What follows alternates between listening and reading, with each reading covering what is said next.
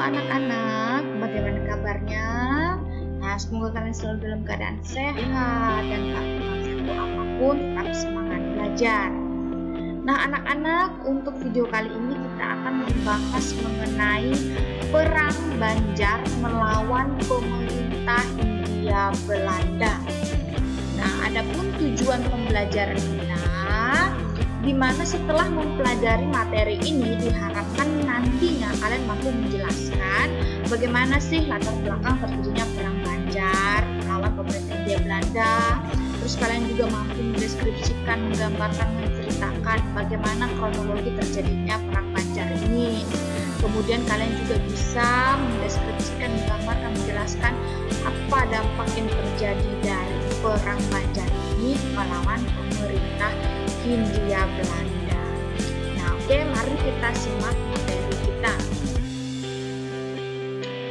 Perang Banjar melawan pemerintah Hindia Belanda ini anak-anak dimulai itu sekitar tahun 1859 sampai 1905. Nah, perang Banjar ini adalah perang, yaitu perlawanan terhadap kolonial Belanda yang terjadi di Kesultanan Banjar yang meliputi provinsi Kalimantan Selatan dan Kalimantan Tengah. Ya, jadi bagaimana latar belakang terjadinya perang ini sudah ya. Nah, pertama-tama Ibu kasih tahu tokoh-tokoh yang memimpin perlawanan perang Banjar ini ya, yang memimpin perlawanan melawan pemerintah Hindia Belanda ada 3 tokoh berikut ini, yaitu ada Pangeran Hidayatullah, kemudian Pangeran Antasari dan Prabu Anom. Nah, Prabu Anom ini Ibu belum temui gambarnya gitu ya. Jadi ada 3 tokoh yang memimpin perlawanan perang Banjar ini ya untuk melawan pemerintah Hindia Belanda. Pangeran Hidayatullah, Pangeran Antasari dan Prabu Anom. Nah, anak-anak, latar belakang terjadinya perang ini, latar belakang itu sama dengan sebab. Nah, apa sih yang menyebabkan terjadinya perang ini?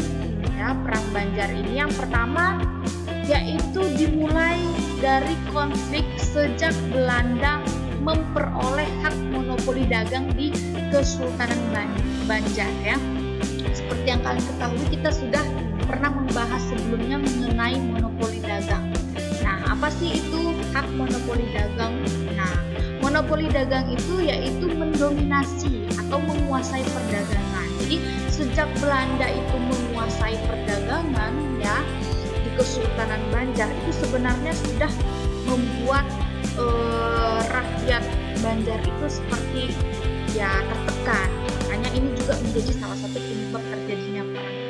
Nah, ya jadinya sejak Belanda itu menguasai perdagangan di Kesultanan Banjar.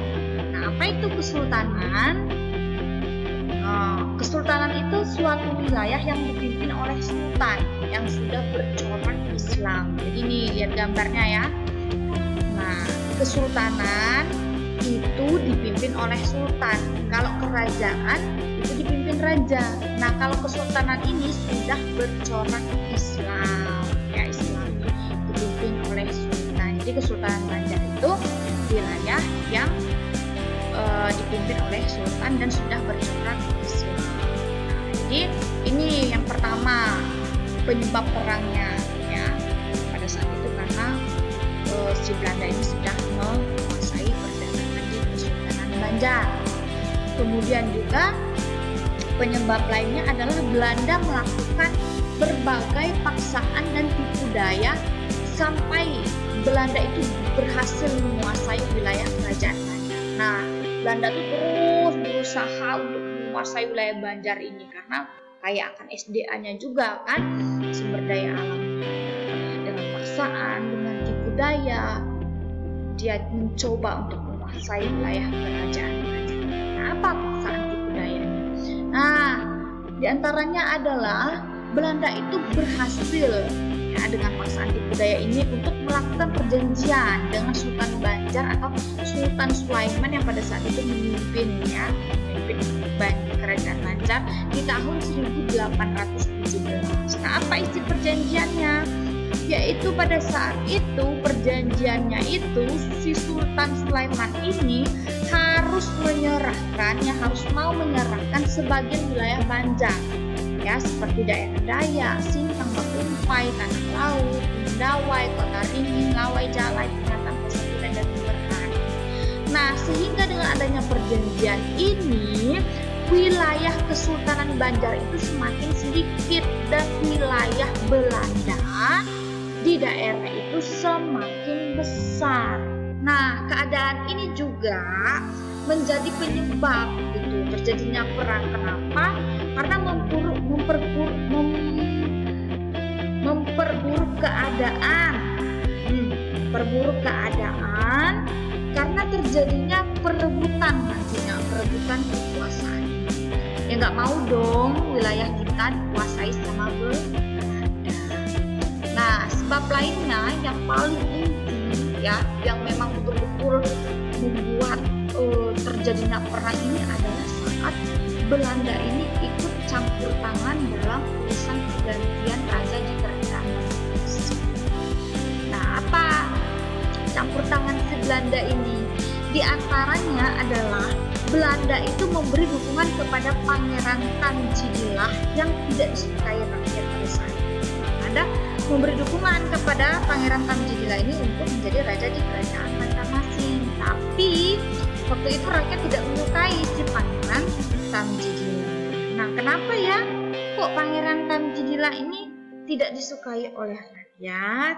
Nah, ini dia infonya, bahwa Pangeran Tanjidillah ini nggak disukai rakyat itu karena tingkah lakunya suka mabuk-mabukan. Terus selain itu, Pangeran Tanjidillah ini juga memiliki hubungan yang erat dengan Belanda. Nah, bahaya dong kalau seandainya dia jadi raja, ya kan, bisa saja dia bekerja sama dengan Belanda dan itu akan sangat menguntungkan Belanda.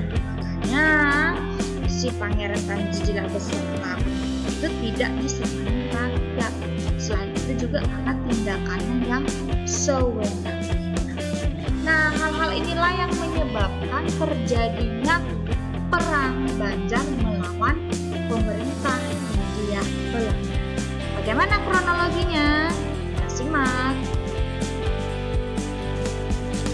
Nah, jadi anak-anak tadi berdasarkan latar belakang yang dijelaskan, ya kan, dimana sebab intinya yang memang betul memulai pertempuran adalah saat Belanda campur tangan tadi, yaitu dia memilih Pangeran Tanjidillah yang tidak disukai rakyat. Karena Pangeran Tanjidillah ini juga pro dengan Belanda, mendukung Belanda.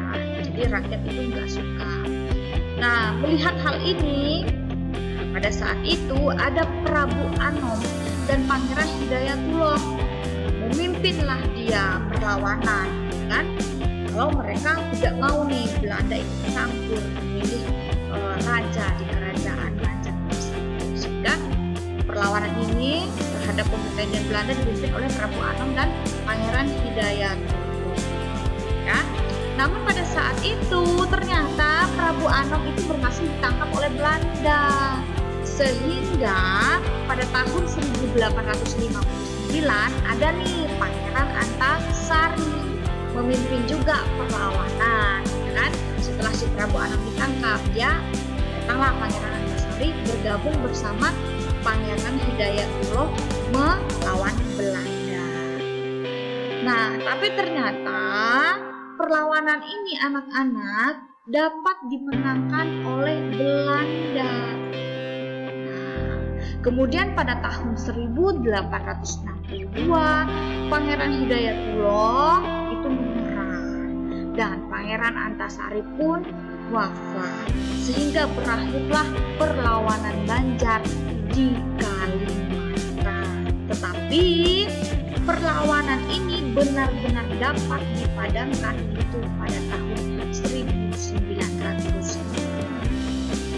Jadi dimulai dari Prabu Anom dan Pangeran Hidayatullah melawan, ternyata Prabu Anom berhasil ditangkap, Pangeran Hidayatullah dibantu Antasari, tapi ternyata juga Belanda berhasil memenangkan perlawanan itu. Kemudian Pangeran Hidayatullah